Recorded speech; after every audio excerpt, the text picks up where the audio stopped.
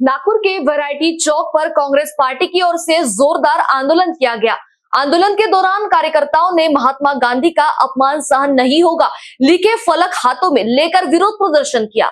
यह आंदोलन कांग्रेस नेता सुनील केदारे के नेतृत्व में आयोजित किया गया। हाल ही में सकल हिंदू सम्मेलन में पुष्पेंद्र कुलश्रेष्ठ ने कथित तौर पर महात्मा गांधी इस देश के महात्मा नहीं हो सकते जैसा बयान दिया था, जिसके विरोध में कांग्रेस ने यहाँ प्रदर्शन किया। प्रदर्शन महात्मा गांधी की प्रतिमा के समीप किया गया। आंदोलन में सांसद श्याम कुमार बर्वे, पूर्व मंत्री राजेंद्र मूलक सहित नागपुर ग्रामीण के कई कार्यकर्ता शामिल हुए। कांग्रेस नेताओं ने कहा कि पुष्पेंद्र कुलश्रेष्ठ के बयान से देशवासियों की भावनाएं आहत हुई है।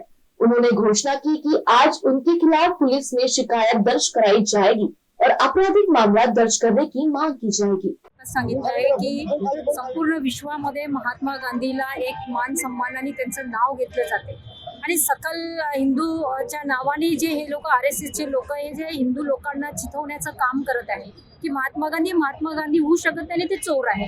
तर त्यांनी अशी कोणती चोरी केली आणि ते महात्मा होऊ शकत नाही असं काही तुमच्याकडे काही ठोस पुरावे आहे का?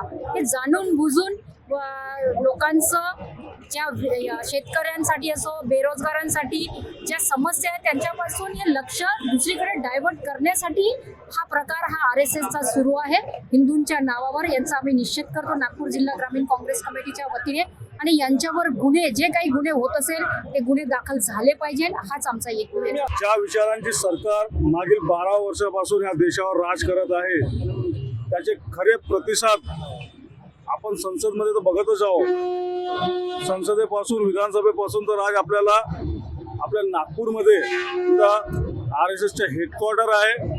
त्या RSSचे पदाधिकारी पुष्पेंद्र पूस ज्या देशाची ओळख महात्मा गांधी यांच्यामुळे होते।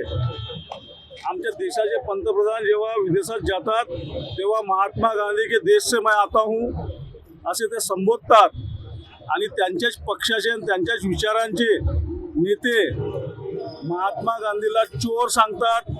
महात्मा गांधी हे महात्मा नाही आहे असे जेव्हा उद्गार काढतात तर ही ताकद त्यांना कुठून मिळते हा प्रश्न विचारण्याकरता हा आज आंदोलन आम्ही उभा केलेला आहे।